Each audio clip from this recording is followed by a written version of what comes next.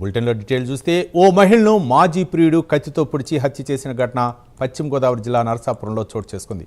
రోజా అనే మహిళపై మాజీ ప్రేమికుడు రమేష్ బాబు కత్తితో దాడి చేయగా తీవ్ర గాయాలతో రోజా మృతి చెందినట్లు తెలుస్తోంది.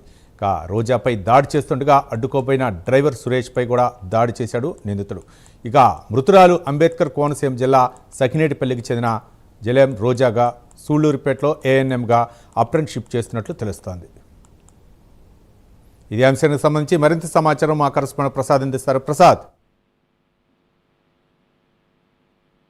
రవి, పశ్చిమ గోదావరి జిల్లా నరసాపురంలో ఈ రోజు ఉదయం కత్తితో ఒక మహిళను అతి కిరాతకంగా పొడిచి చంపిన ఘటన కలకలం రేపిందని చెప్పవచ్చు.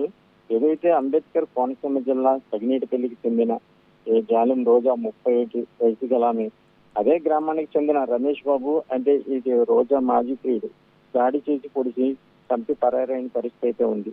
ఏదైతే రోజా కోట వద్ద నూలూరుపేటలో ఏఎన్ఎం గా అప్రెంటిస్ చేస్తూ ట్రైనింగ్ అవుతున్న పరిస్థితి అయితే ఉంది.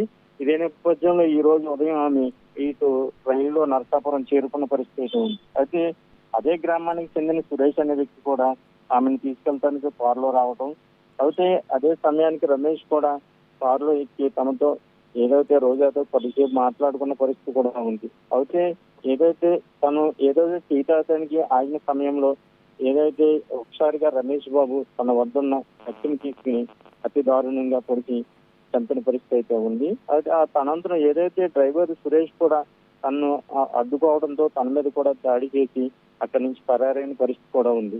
అయితే ఏదైతే తీవ్రంగా గాయపడిన ఇటు రోజాను కూడా ఆసుపత్రికి తీసుకెళ్తున్న సమయంలో చనిపోవడం కూడా జరిగింది. అయితే డ్రైవర్ ను కూడా స్థానికంగా ఉన్న నరసాపురం ఏరియా ప్రభుత్వ ఆసుపత్రికి తరలించి వైద్యం అందిస్తున్న పరిస్థితి అయితే ఉంది.